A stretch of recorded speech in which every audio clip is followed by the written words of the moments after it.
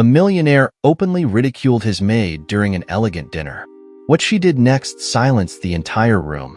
The chandelier in Victor Devereux's grand dining room glistened like a constellation, its crystals scattering light onto the polished marble floor.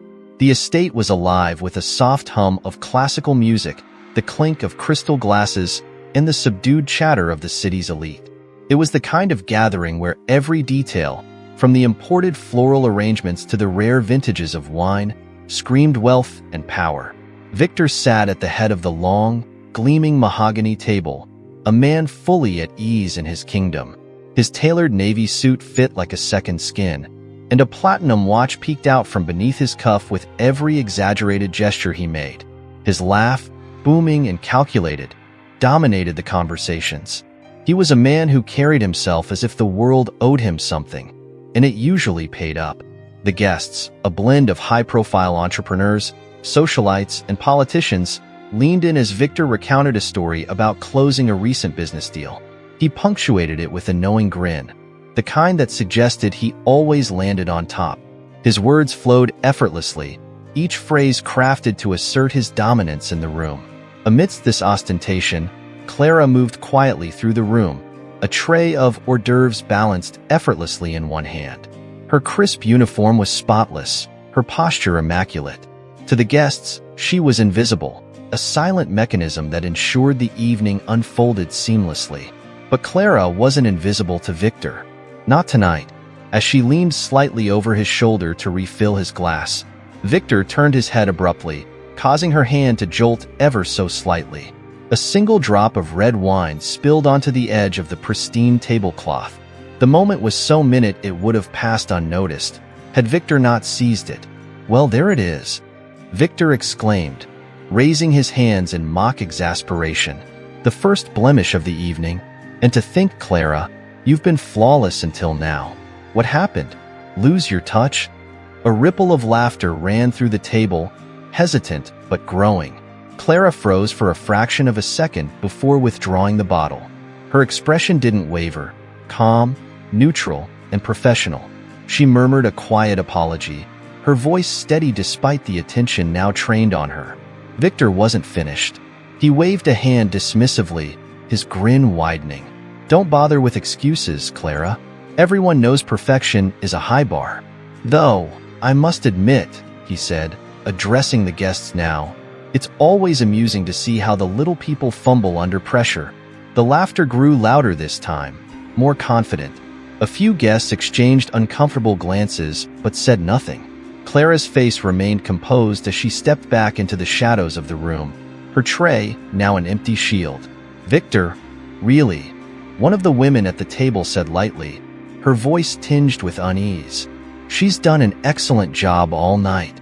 Victor waved her off, still reveling in the attention. "Oh, relax, Cecilia. If Clara can't handle a little teasing, maybe she's in the wrong line of work." Across the room, Clara stood near the ornate doorway, her fingers gripping the edge of the tray just a little too tightly. Her calm demeanor belied the storm brewing beneath. She glanced around the room once, her gaze brushing over the faces of the laughing guests, lingering on Victor. But she said nothing, slipping away as seamlessly as she had entered. Later, as the dinner progressed, the air in the room grew heavier. The courses rolled out with clockwork precision, plates of seared duck breast, truffle risotto, and delicate pastries that looked more like sculptures than food. Victor continued his performance, steering the conversation, controlling the room as he always did. But a faint tension lingered, like the faintest sour note in an otherwise perfect symphony. "Victor," said Charles Eldridge, a portly man with a booming voice of his own, "you've really outdone yourself. The food, the company, it's all exquisite." Victor raised his glass in a mock toast.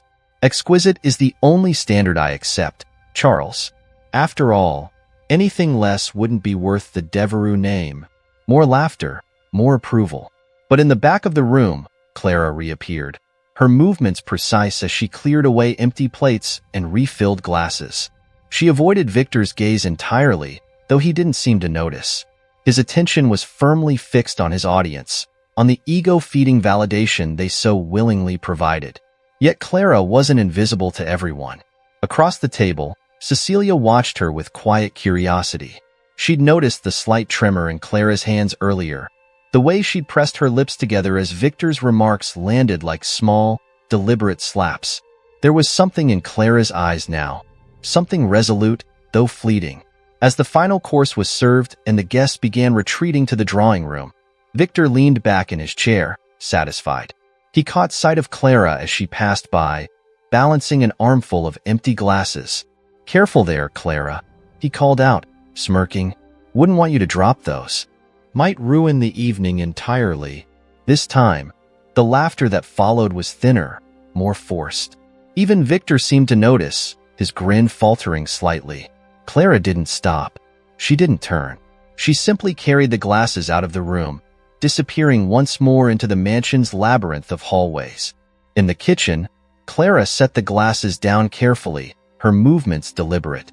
The hum of the party was distant now, muffled by walls and distance. She exhaled slowly, her grip on the counter tightening for a moment before she released it. Her reflection stared back at her from the gleaming stainless steel of the refrigerator, and for a fleeting moment, something shifted in her gaze. Resolve, quiet but firm. Clara? The chef, a graying man with kind eyes, appeared in the doorway. "You all right?" She turned to him, her professional mask firmly in place. "Of course, Mr. Hargrove. Just another busy evening." He hesitated, watching her closely. "If you ever need..." "Well, you know where to find me." Clara nodded, offering a faint smile that didn't quite reach her eyes. "Thank you." As the chef retreated, Clara glanced once more at her reflection. The moment passed quickly, and she returned to work, her movements swift and precise. But something had shifted, and she knew it. Tonight had been different. Tonight, something had finally broken loose. And deep down, she knew Victor Devereux would soon discover just how much he had underestimated her. The grand dining hall was empty now, its once lively energy reduced to a stillness that felt almost haunted. The last echoes of Victor Devereux's booming laughter had faded into silence, leaving only the subtle tick of the grandfather clock by the far wall. The room smelled faintly of spilled wine, perfume, and the lingering richness of truffle risotto. Clara stood at the edge of the hall, her gaze fixed on the centerpiece, an extravagant arrangement of white lilies and golden peonies. Her shoulders were squared, her posture rigid, but her thoughts were anything but calm. She was replaying the night in her head, every cutting remark from Victor ringing in her ears like a dissonant tune. The faint creak of a door broke her reverie. She turned to see Elena, one of the junior maids, slip into the room, her expression tentative. "Clara," Elena began hesitantly, her eyes darting toward the empty table. "Are you okay?" We all saw what happened." Clara's expression softened, and she offered a faint smile. "I'm fine, Elena. Don't worry about me." But Elena didn't look convinced. "It wasn't right what he said. Mr. Devereux. He shouldn't have treated you like that." Clara set down the empty tray she'd been holding, her fingers brushing lightly over its polished silver surface. "Victor Devereux is who he is. There's no changing that. But it's not fair," Elena pressed, her voice rising slightly. "You've done everything for him, for this house. How can he humiliate you like that, in front of everyone?" Clara's smile didn't waver, but there was a flicker of something in her eyes. Something sharp, like the edge of a blade. "Fairness isn't a currency that men like Victor trade in. It's a lesson I've learned well." Elena opened her mouth to argue, but stopped when Clara raised a hand, silencing her gently. "Go back to your quarters, Elena. It's late. And don't let this trouble you any more than it needs to." The younger woman hesitated but eventually nodded, retreating toward the servants' corridor. Clara waited until the sound of her footsteps faded before exhaling slowly, her grip on the edge of the table tightening for just a moment. Downstairs in the servants' quarters, the staff had gathered in their modest common room, their faces a mixture of concern and frustration. The conversation buzzed like an agitated hive, each voice overlapping the next. "Did you see the way he treated her?" one of the footmen said, his voice sharp with indignation. "Like she was nothing. After everything she's done for this house." "It's not the first time," muttered another maid, her arms crossed tightly over her chest. "Victor Devereux thinks he's untouchable. He doesn't see us as people, just tools to serve him." But Clara, the chef, Mr. Hargrove, spoke up, his voice heavy with worry. "She's stronger than most of us. If anyone can handle him, it's her." The room fell quiet for a moment as the staff exchanged glances. Clara had always been a figure of quiet authority among them, efficient, composed, and fiercely dedicated. But tonight, something had shifted. Even those who admired her resilience couldn't ignore the weight of Victor's humiliation. "I heard she got a letter tonight," one of the junior maids whispered, her voice barely audible. "She didn't say anything about it, but she looked different after she read it." "What kind of letter?" another staff member asked, leaning in. The maid shrugged, her expression uncertain. "I don't know, but whatever it was, it seemed important." Meanwhile, Victor was in his study, the embers of the fireplace casting flickering shadows on the walls. He swirled a glass of brandy in his hand, his mind replaying the events of the evening with a smug satisfaction. To him, Clara's humiliation was a footnote, a fleeting moment of amusement in an otherwise flawless evening. The knock at the door startled him. He glanced up, frowning. "Come in." It was Charles Eldridge, still nursing the last of his wine. The man's jovial demeanor from earlier had faded, replaced by a quiet unease. "Victor," Charles began, stepping into the room, "I wanted to talk to you about tonight." Victor raised an eyebrow, leaning back in his chair. "Oh, what about it?" Charles hesitated, swirling his wine absent-mindedly. "About Clara. The way you spoke to her. It was harsh." Victor let out a low chuckle, waving a dismissive hand. "Harsh? Don't be ridiculous, Charles. She's a maid. She knows her place." "That's not the point," Charles said firmly, his tone surprising even himself. "You humiliated her in front of everyone." "It wasn't necessary." Victor's smile faltered slightly, a flicker of irritation crossing his features. "Are you seriously standing here, lecturing me about how I treat my staff? I pay Clara a generous salary to do her job. If she can't handle a little pressure, that's her problem." Charles sighed, shaking his head. "Victor, you're blind to the way people see you. Tonight wasn't just about a spilled drop of wine.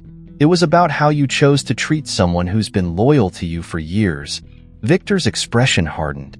"I don't need a lecture on morality, Charles. If you have an issue with how I run my household, you're welcome to leave." Charles stared at him for a long moment before nodding slowly. "You've built an empire, Victor. But empires crumble when they're built on arrogance." With that, Charles turned and walked out, leaving Victor alone in the flickering light of the fire. For the first time that evening, the millionaire felt a faint twinge of doubt, a whisper of unease that he couldn't quite shake. As the night wore on, Clara sat in her modest room, the letter lying open on the small wooden table beside her. The words on the page were few but powerful, their meaning clear. She stared at them for a long time, her mind racing. The humiliation she'd endured tonight was just the latest in a series of slights, each one more grating than the last. But this letter, it was a reminder of something larger, a call to action. Her gaze shifted to the small mirror on the wall, her reflection staring back at her. For the first time in years, she saw not just the maid who had served Victor Devereux, but the woman she had once been, the woman she could still become. As the clock struck midnight, Clara folded the letter carefully and slipped it into a drawer. Her decision was made, and while Victor Devereux sat in his study, blissfully unaware, Clara knew the tides were beginning to turn. She rose from the chair, her movements deliberate and steady. Tomorrow would come, and with it, the first step toward reclaiming her power. Morning broke over the Devereux estate, the sun's golden rays spilling over manicured hedges and glistening fountains. But within the walls of the grand mansion, the air felt heavy. The previous night's dinner had left its mark, a lingering tension that couldn't be ignored. Downstairs, in the servants' quarters, the staff gathered for their routine morning briefing.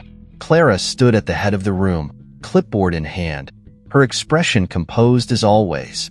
She outlined the tasks for the day with her usual precision, her voice steady and unflinching. If the events of the dinner had affected her, she gave no indication. "Mrs. Lawson," Clara said, addressing the housekeeper, "you'll oversee the east wing. Ensure the windows are spotless. Mr. Devereux expects the sunlight to stream in unfiltered." The older woman nodded, her face lined with both age and worry. "Of course, Clara. Elena, you're assigned to the formal parlor today. Pay extra attention to the rugs. There was some spill during last night's dinner." "From Victor," Elena interrupted, her tone sharp. The room fell silent, every pair of eyes turning toward the young maid. "From his ridiculous display." "Elena," Clara said softly, her tone a quiet warning. "That's enough." Elena hesitated, her cheeks flushing, but she didn't back down entirely. "He humiliated you, Clara. And for what? A drop of wine? Someone has to say it." Clara met her gaze, her own expression unreadable. "What Victor does or doesn't do isn't our concern. Our job is to ensure this house runs smoothly. That's all." The room remained silent, the staff exchanging uneasy glances. They respected Clara, admired her strength, but it was clear that many shared Elena's frustration. The events of the previous night had sparked something, a ripple of discontent that no one could quite contain. Later that morning, Clara moved through the mansion, her movements precise as she inspected each room.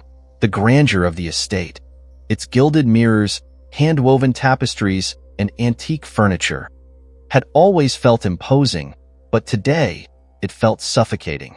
As she passed through the library, she paused.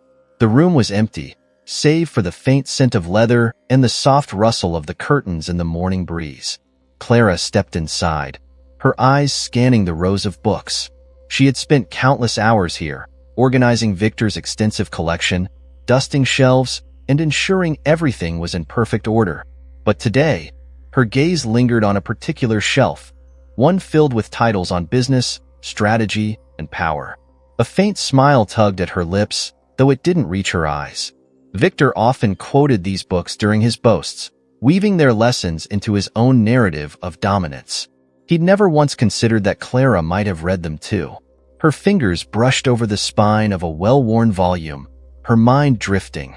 Victor thought of her as nothing more than a servant, someone beneath his notice. But Clara had always been watching, listening, learning. She knew this house better than anyone, its rhythms, its secrets, and its weaknesses. Meanwhile, in the kitchen, the chef, Mr. Hargrove, stirred a pot of soup, his brow furrowed in thought. The tension among the staff hadn't gone unnoticed, and neither had Clara's quiet resolve. He glanced up as Elena entered, her expression still tinged with frustration. "She won't admit it," Elena said, leaning against the counter. "But last night got to her." Hargrove sighed, setting down his ladle. "Clara's stronger than most of us give her credit for. She's dealt with Victor's antics for years, but why should she have to?" Elena demanded. "She doesn't deserve this." "No, she doesn't," Hargrove agreed. "But Clara's not the kind to break under pressure. If anything, she's the kind to rise above it." Elena frowned, crossing her arms. "You think she has a plan?" The chef's lips quirked into a small smile. "If I know Clara, she always has a plan." Upstairs, Victor was in his study, poring over documents related to an upcoming deal. He was in his element, his mind sharp and focused. But even as he worked, a faint unease gnawed at him, a residue from the previous night. A knock at the door interrupted his thoughts. It was Charles Eldridge, looking as composed as ever. "Victor," Charles said, stepping inside without waiting for an invitation. "Busy as always, I see." Victor smirked, leaning back in his chair. "You know me, Charles. Always working to stay ahead."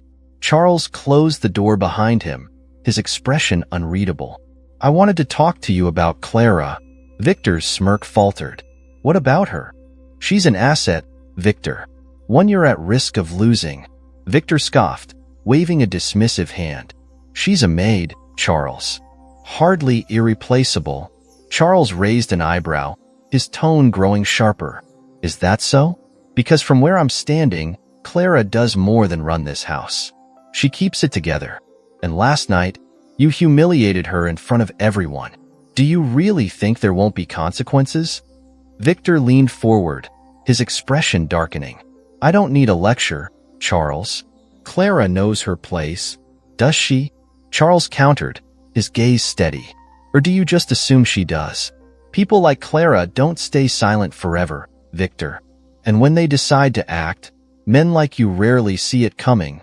The words hung in the air, heavy with implication.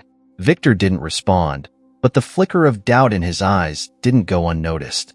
In the late afternoon, Clara stood by the grand staircase, watching as Victor's guests arrived for another meeting. She greeted them with her usual professionalism, her demeanor giving no hint of the turmoil beneath. As she turned to leave, she caught Victor's gaze from across the hall. For a brief moment, their eyes met, and Clara held his stare, her expression calm but unyielding. Victor looked away first, a small victory that Clara tucked away silently. The tides were shifting, though Victor didn't realize it yet. The staff knew it. Clara knew it. And soon, Victor would know it too. The afternoon sunlight filtered through the floor-to-ceiling windows of Victor Devereux's study, casting golden streaks across the dark mahogany desk where he sat. Papers were strewn about in organized chaos, but Victor's focus was razor-sharp. He leaned back in his leather chair, swirling a glass of whiskey in one hand while his other hovered over his laptop, scanning the financial reports of his latest venture. The empire he had built was vast, sprawling across industries, real estate, technology, luxury goods. His wealth wasn't just a product of smart decisions. It was the result of his relentless ambition and ruthlessness. Victor prided himself on being untouchable, a man who could bend the world to his will with a single command. But beneath the sheen of success, cracks were beginning to form. "Sir," a voice called from the doorway, hesitant yet firm. It was Robert, Victor's personal assistant, a wiry man with a perpetually furrowed brow and an air of quiet efficiency. Victor waved him in without looking up. "What is it, Robert?" "Speak quickly." Robert stepped inside, clutching a tablet close to his chest. "There's been some movement with the Ormond deal. A few investors are getting cold feet." Victor's jaw tightened, though he kept his expression neutral. "Cold feet? Why?" "The numbers are solid." Robert hesitated, glancing at the tablet. "It's not the numbers, sir. It's the whispers." Victor's fingers drummed against the armrest of his chair. "Whispers?" "There's been talk about instability in the leadership," Robert said carefully, choosing his words as if navigating a minefield. "Questions about loyalty within your inner circle." Victor's eyes narrowed, his grip on the whiskey glass tightening. "Loyalty," he repeated, the word rolling off his tongue like a curse. "And who, exactly, is questioning it?" Robert swallowed hard. "I don't know, sir, but it's enough to make some people nervous." "I thought you should know." Victor set the glass down with a sharp clink, his expression darkening. "Find out where these whispers are coming from, Robert. I want names, and I want them by the end of the day." "Yes, sir," Robert said quickly, retreating from the room before Victor's ire could turn on him. Alone again, Victor leaned back in his chair, staring out the window. The sprawling estate stretched out before him, a symbol of his power, yet the unease gnawing at him was undeniable. Questions of loyalty weren't new to Victor. He had made enemies on his way to the top, and betrayal was always a possibility. But lately, it seemed to follow him like a shadow. As the day wore on, Victor's frustration only grew. Meetings with his board members felt more strained than usual, their polite smiles and empty reassurances doing little to ease his suspicions. Even his closest allies seemed distant, their loyalty suddenly feeling less certain. It wasn't until the early evening, as the sun dipped below the horizon, that Victor allowed himself a moment of respite. He retreated to the private garden behind the estate, a sanctuary of meticulously trimmed hedges and fragrant blooms. The soft rustle of leaves in the breeze was soothing, a rare moment of peace in his otherwise chaotic life. But even here, his thoughts were restless. He thought of Clara, her composed expression as she endured his remarks at the dinner party. For years, she had been a fixture of his household, a quiet presence who ensured everything ran smoothly. He had never given much thought to her beyond her utility, but now, her absence lingered like an echo. And then there was Charles, his pointed remarks about loyalty and the danger of underestimating people. Victor dismissed the warnings outwardly, but they gnawed at him in the quiet moments, their implications impossible to ignore. "Victor," a voice called, interrupting his thoughts. It was Charles himself, striding across the garden with an ease that bordered on insolence. Dressed in a tailored suit and exuding an air of effortless confidence, Charles was one of the few people who could challenge Victor without fear of reprisal. Victor sighed, gesturing for him to sit on the stone bench nearby. "Charles, to what do I owe this unexpected visit?" Charles smirked, leaning back against the bench. "I wanted to talk business, and perhaps a little more." Victor raised an eyebrow. "Business, you say? Have you come to lecture me again about my treatment of Clara?" Charles chuckled, shaking his head. "Not this time, though I suspect that topic will come up again sooner than you think." Victor frowned but didn't respond, waiting for Charles to continue. "There's something you should know," Charles said, his tone growing serious. "Your rivals are circling, Victor. Elliot Marks, in particular." The mention of Marks made Victor's blood run cold. Elliot Marks was more than a rival. He was a nemesis, a man whose ambitions mirrored Victor's in every way, but whose tactics were far more insidious.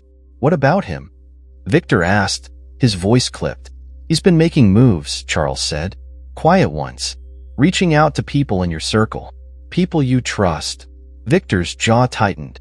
"Do you have proof?" "Not yet," Charles admitted. "But I have my sources, and they tell me Marks is waiting for the right moment to strike." Victor stood abruptly, pacing the garden as the implications sank in. If Marks was targeting his inner circle, it meant the threat wasn't just external, it was internal. Someone close to him was working against him, feeding his rival the very ammunition needed to dismantle his empire. "And what do you suggest I do, Charles?" Victor asked, his voice sharp. "Purge my entire team? Fire everyone who's ever looked at me sideways?" Charles stood as well, his expression calm but firm. "I suggest you look closer at the people you've overlooked. The ones who've been loyal without question, but whom you've dismissed as unimportant." Victor stopped, turning to face him. "Clara," he said, the name falling from his lips like a revelation. Charles nodded slowly. "She knows this house better than anyone, and she knows you. If there's anyone who can help you figure out who's behind this, it's her." Victor shook his head, disbelief warring with frustration. "I humiliated her, Charles." "She wouldn't. People surprise us," Charles interrupted. "And sometimes, the ones we've wronged are the ones most capable of saving us. But that's your call, Victor. I'm just here to give you the facts." With that, Charles turned and walked away, leaving Victor alone in the garden once more. The breeze felt colder now, the shadows deeper. Victor's mind raced, the pieces of the puzzle swirling chaotically. Elliot Marks, betrayal, Clara. It was all connected. But how? As the first stars appeared in the darkening sky, Victor made his decision. He would speak to Clara. Not to grovel. Victor Devereux didn't grovel, but to understand. If there was any chance she could help him root out the traitor in his midst, he couldn't afford to ignore it. And if she refused? Victor clenched his fists, his jaw set. Then he'd handle it himself, no matter the cost. The morning light spilled into the Devereux estate, softening the sharp edges of its imposing structure. Clara walked through the halls, her pace measured, her mind preoccupied. The house seemed quieter than usual, the usual rhythm of the staff muted, as if everyone was holding their breath. Perhaps they were. Clara stopped outside Victor's study, the door ajar. She could hear his voice, low and tense, carrying snippets of conversation. "She knows too much," Victor was saying. "If she's involved, I'll find out." Clara's jaw tightened, but she kept her expression neutral as she knocked softly on the door. The muffled conversation stopped, and after a pause, Victor's voice called out, "Come in." Clara pushed the door open and stepped inside, her gaze meeting Victor's without hesitation. He was seated behind his desk, the morning light catching on the sharp lines of his suit. For a moment, neither of them spoke. "Clara," Victor said finally, his tone measured. "Sit." She complied, lowering herself into the chair opposite him. The silence stretched between them, taut and unyielding. Victor leaned forward, his elbows on the desk, his piercing gaze fixed on her. "We need to talk," he said. "About?" Clara replied, her voice steady. "Elliot Marks," Victor said, his words landing like a stone. "And what you know about him." Clara didn't flinch, though her fingers tensed slightly against the arms of the chair. "What makes you think I know anything about Elliot Marks?" Victor's lips curled into a humorless smile. "Don't play coy, Clara. You've been seen with him, and I find it hard to believe that's a coincidence." Clara's expression didn't waver. "You dismissed me, Mr. Devereux. What I do with my time now is no concern of yours." Victor's hand slammed down on the desk, the sound reverberating through the room. "Everything is my concern when it involves my rivals, especially when it involves my staff." Clara held his gaze, her calm demeanor unshaken. "Former staff," she corrected. "You made that very clear." Victor exhaled sharply, running a hand through his hair. For the first time, there was a flicker of vulnerability in his expression, quickly masked by frustration. "I need answers, Clara.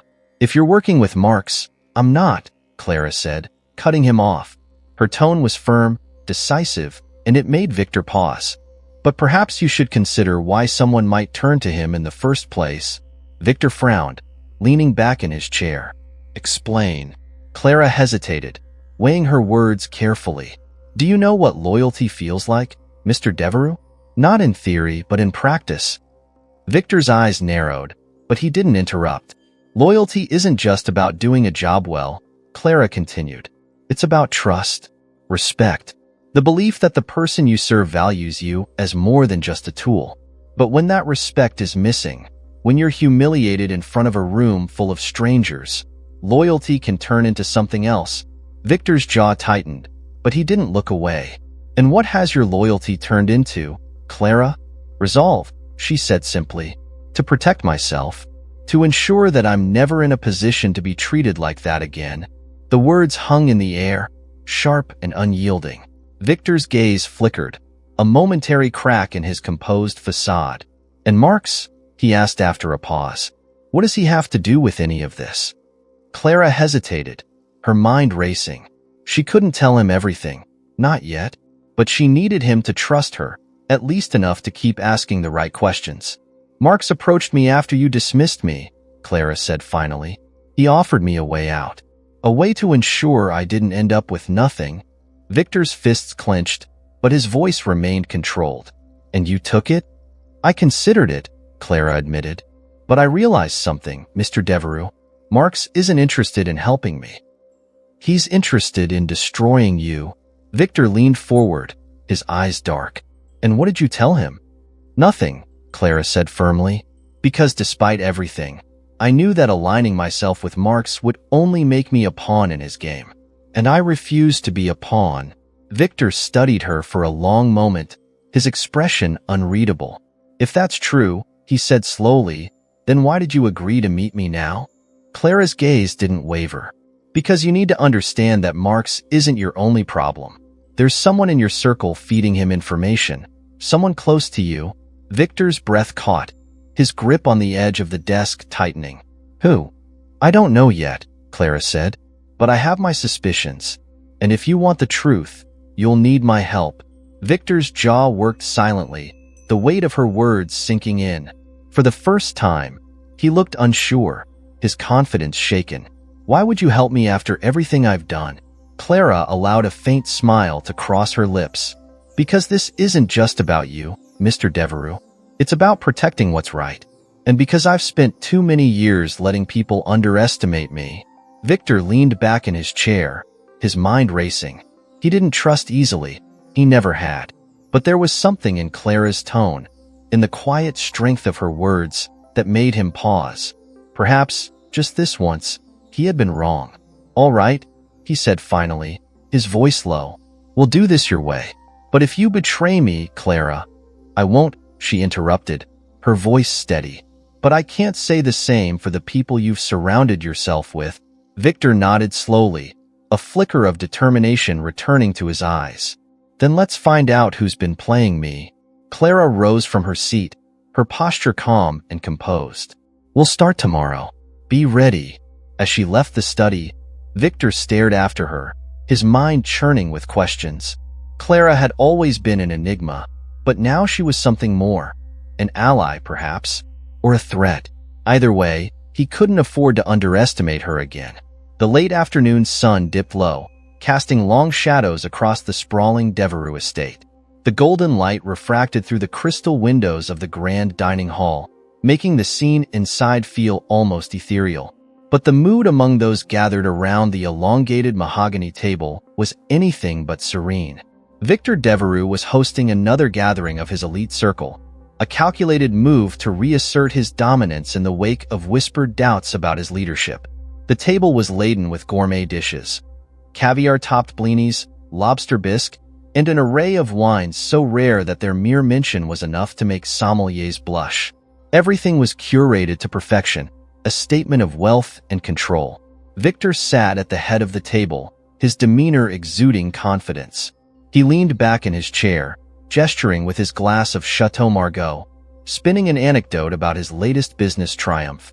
His guests chuckled and nodded, their admiration practically tangible. If any of them harbored doubts about Victor's unassailable power, they didn't dare voice them. Not here, not now. But amidst the polished laughter and clinking glasses, there was a shift. The double doors of the dining hall opened. The staff were known for their silent entrances and exits, but this time the air seemed to still as every head turned. Clara stepped into the room. She wasn't in uniform. Gone was the crisp, starched fabric that had marked her as just another servant. Instead, she wore a simple but elegant black dress, her posture poised and commanding. For a moment, silence hung over the room like a veil. Victor's glass paused midair, his brow furrowing as he took her in. "Clara," he said, his tone caught between incredulity and irritation. "What is the meaning of this?" Clara's eyes met his, calm and unflinching. "Good evening, Mr. Devereux," she said, her voice carrying just enough edge to turn heads. "I thought it was time I joined the conversation." The murmur that swept through the room was immediate, a ripple of disbelief mixed with curiosity. Clara ignored it, stepping further into the room and letting the door close softly behind her. She didn't rush, didn't falter, each step deliberate as she approached the table. Victor set his glass down with more force than necessary. "This is not the time for theatrics," he said sharply. "You're interrupting." Clara tilted her head slightly, a small smile playing at the corner of her lips. "I disagree. I think this is the perfect time." The guests watched, some leaning forward slightly, others exchanging subtle glances. They were used to Victor controlling every aspect of the evening, and this disruption was as shocking as it was intriguing. "I have something to share," Clara began, her voice steady, her gaze sweeping over the table. "Something I believe everyone here should know." Victor's expression darkened, his patience thinning. "Clara, this is highly inappropriate. Whatever you think you're doing, what I'm doing," she interrupted, her tone firm, "is making sure the truth is heard." The room fell silent again. Even Victor's most loyal supporters seemed momentarily paralyzed, unsure of how to react. Clara reached into the small clutch she carried, pulling out a folder. She set it down on the table, her movements deliberate, the sound of paper hitting the wood unnaturally loud in the stillness. Victor's eyes narrowed. "What's this?" "Documentation," Clara said simply, "of financial discrepancies in your accounts. Irregularities that someone close to you has been exploiting." The air in the room shifted again, tension mounting as Clara's words sank in. Victor's expression flickered, disbelief and anger warring on his face. "What are you implying?" "I'm not implying anything," Clara replied, her gaze unwavering. "I'm presenting facts. Someone in your inner circle has been leaking information to Elliot Marks, and I have evidence to prove it." Victor's jaw tightened, but he didn't respond immediately. The murmurs among the guests grew louder, their curiosity outweighing their fear of crossing Victor. A few leaned closer to examine the folder, though no one dared touch it. "Why should anyone believe you?" Victor said finally, his voice low and dangerous. "You're a disgruntled former employee. For all we know, This is part of Mark's scheme. Clara didn't flinch. If you don't believe me, Mr. Devereux, you can verify the information yourself. Or, she added, her gaze sweeping the table again, ask your most trusted advisor. All eyes turned to Robert, who sat further down the table. The color drained from his face as the implication hit. He looked to Victor, then back to Clara, his mouth opening and closing soundlessly. Robert, Victor said, his voice sharp enough to cut glass. What is she talking about? I don't know, Robert stammered, his usually calm demeanor unraveling. She's lying. This is absurd. Am I? Clara said, her tone as measured as ever.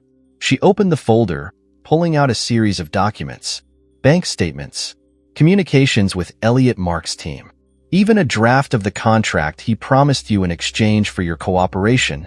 Robert's face turned ashen. The room erupted in whispers, the guests no longer bothering to hide their intrigue. Victor stood abruptly, his chair scraping against the floor as his hands slammed onto the table. Enough, he roared, his voice echoing through the hall. The room fell silent instantly. He turned to Robert, his eyes blazing. Is this true? Robert's hands trembled as he reached for the folder, flipping through the papers. His denial was on the tip of his tongue, but the evidence was irrefutable. He sank back into his chair, his head bowing in defeat. I had no choice, he mumbled. Mark's threatened me. My family. Victor cut him off, his voice icy. Don't you dare blame this on anyone else. You betrayed me. The room remained silent, the weight of Victor's fury palpable. Clara stood calmly, watching as the chaos unfolded, her expression unreadable. Finally, Victor turned to her, his anger redirected. And you, he said, his voice quieter but no less intense. Why do this? Why expose him now? Clara met his gaze, her own steady and resolute. Because this isn't just about you, Mr. Devereux. It's about integrity, something you seem to have forgotten. Victor's jaw tightened, but he didn't respond. The room remained silent, the tension thick as Clara turned to leave. At the door, she paused, looking back over her shoulder. Consider this a wake-up call, she said. You've spent your life building walls around yourself, shutting out the people who could help you. Maybe it's time to change that. With that, she stepped through the doors, leaving the room in stunned silence. The echoes of her words lingered long after she was gone. The echoes of Clara's retreating footsteps seemed to linger in the grand dining hall, amplifying the heavy silence that had settled over the room. Victor Devereux remained standing, his hands pressed flat against the mahogany table, his knuckles white with tension. His sharp, commanding gaze swept over the room, daring anyone to speak. No one did. The guests, a mix of influential businesspeople and high-society elites, exchanged nervous glances. They had all borne witness to Victor's displays of power over the years, but this was something new, a fracture in the veneer of control he so meticulously cultivated. And the one responsible for it? His former maid, a woman they had all dismissed as invisible until tonight. Robert, still seated at the far end of the table, looked utterly defeated. The once confident assistant who had commanded respect with his efficiency now appeared small, his shoulders slumped, his face pale. He avoided Victor's piercing stare, his eyes glued to the damning folder of documents that lay open before him. Robert, Victor said finally, his voice a dangerous calm. Look at me. Robert hesitated, his trembling hands clutching the arms of his chair, before slowly lifting his gaze. The weight of Victor's fury was almost palpable, like a storm waiting to break. How long? Victor asked, his tone measured but sharp. How long have you been working with Marks? Robert swallowed hard, his voice barely above a whisper. 6 months. A collective gasp rippled through the room. The betrayal was deeper than anyone had imagined. Victor's jaw tightened, and for a moment, it seemed as though he might lunge across the table. But he didn't. Instead, he straightened, his movements slow and deliberate, and turned his attention to the guests. Ladies and gentlemen, Victor said, his voice ringing with authority, you've seen the evidence. You've heard the admission. I think we all understand what this means. The guests nodded, some murmuring quiet affirmations. They had no doubt what would follow. Victor was not a man to let betrayal go unanswered. But Clara's parting words still hung in the air, a subtle challenge that seemed to twist in Victor's mind. He had spent his life exacting swift and ruthless revenge on anyone who dared to cross him. Yet tonight, something was different. As the dinner guests began to excuse themselves, eager to escape the tension, Victor motioned for Charles Eldridge to stay behind. The two men moved to the adjoining library, a room lined with leather-bound books and lit by a flickering fire. It was a space that had always felt like a sanctuary to Victor, but now even here, the shadows seemed deeper. "Say it," Victor said, pouring himself a glass of scotch. His voice carried an edge of weariness.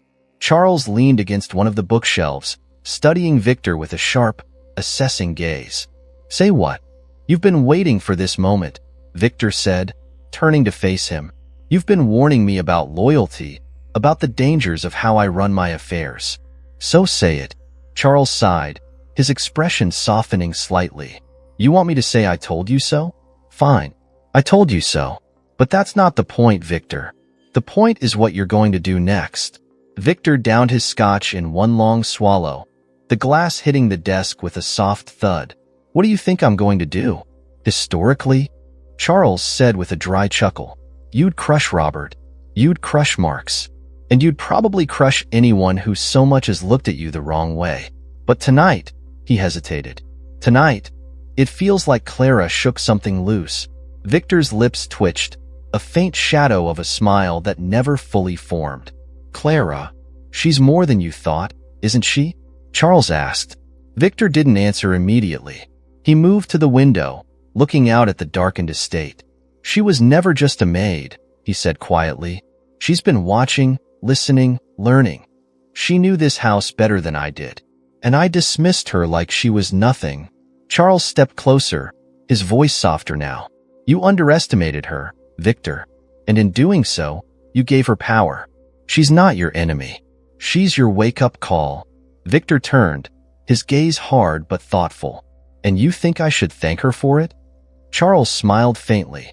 "Not necessarily. But maybe it's time you stopped trying to control everything and started figuring out how to rebuild what you've broken." Meanwhile, Clara was sitting in the small cafe she had chosen as her refuge for the evening.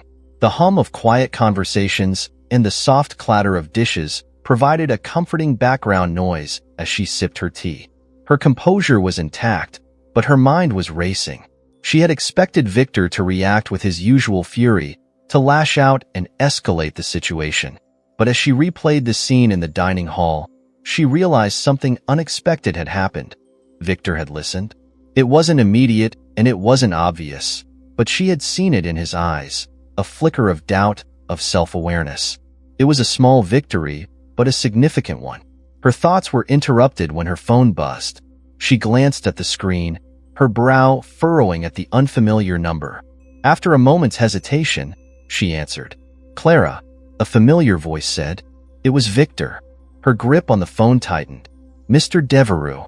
There was a pause, the sound of his measured breathing filling the line. "We need to talk." Clara exhaled softly, leaning back in her chair. "I think we've said everything that needs to be said."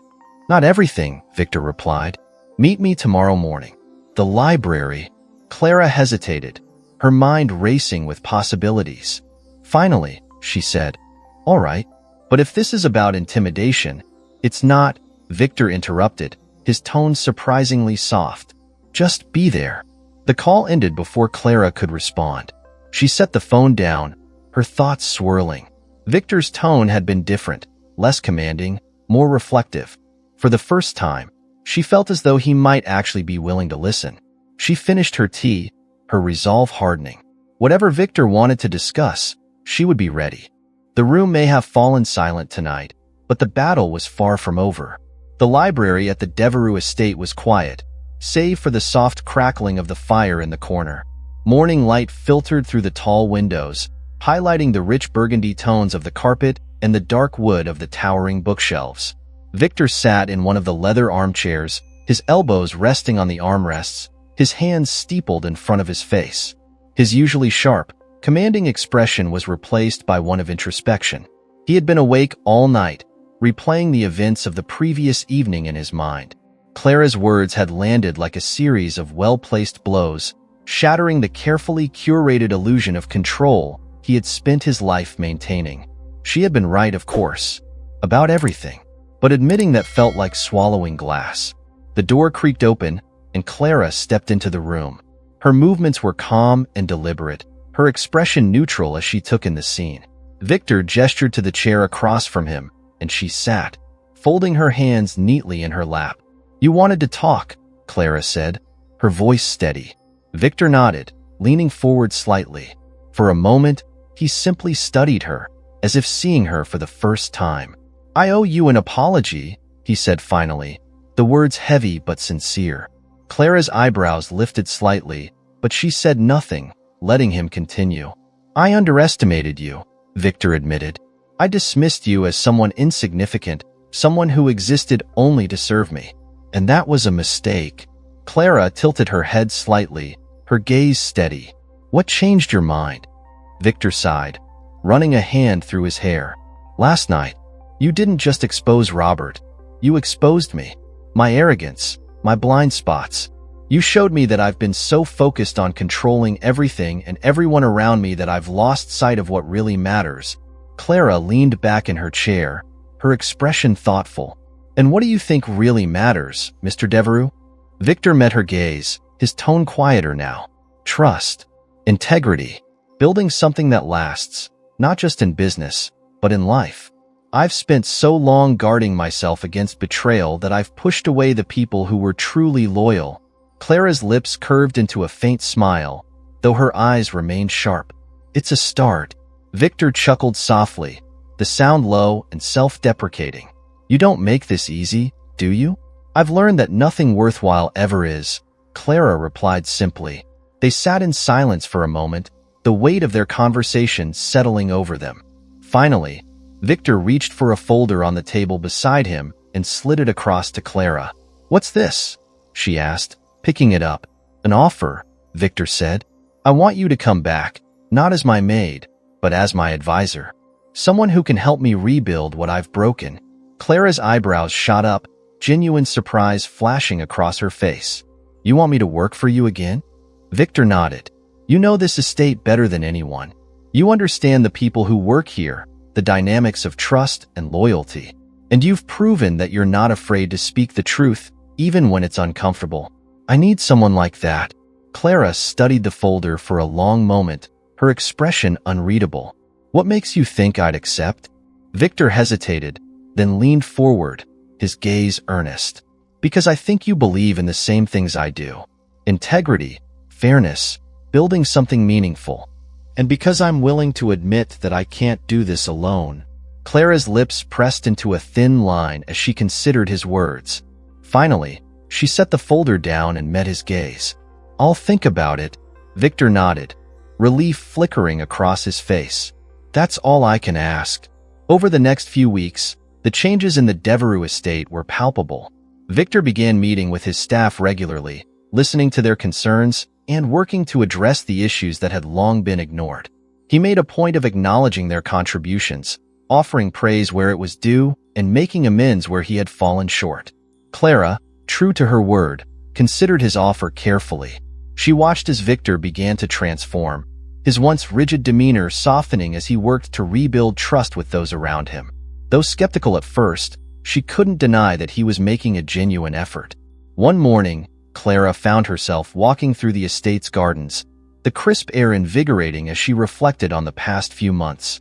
When she reached the stone bench near the fountain, she paused, her mind racing with possibilities. "Clara," a voice called from behind her. She turned to see Victor approaching, his hands tucked into the pockets of his tailored coat. His expression was calm but expectant, as if he already knew why she was there. "I've made my decision," Clara said, her tone even. Victor stopped a few steps away, his gaze steady. "And?" Clara smiled faintly. "I'll accept your offer. On one condition." Victor raised an eyebrow. "Name it." "That you don't just rebuild your estate," Clara said. "You rebuild yourself." The man who dismissed me so easily has no place in the life you're trying to create. Victor nodded slowly, a flicker of respect in his eyes. Agreed. They shook hands, the gesture formal yet laden with meaning. As they turned to walk back toward the estate, the sun broke through the clouds, casting a warm glow over the grounds. It was a new beginning, not just for Victor, but for Clara as well. For the first time in years, the Devereux estate felt alive again. And with Clara by his side, Victor knew they could weather whatever challenges lay ahead.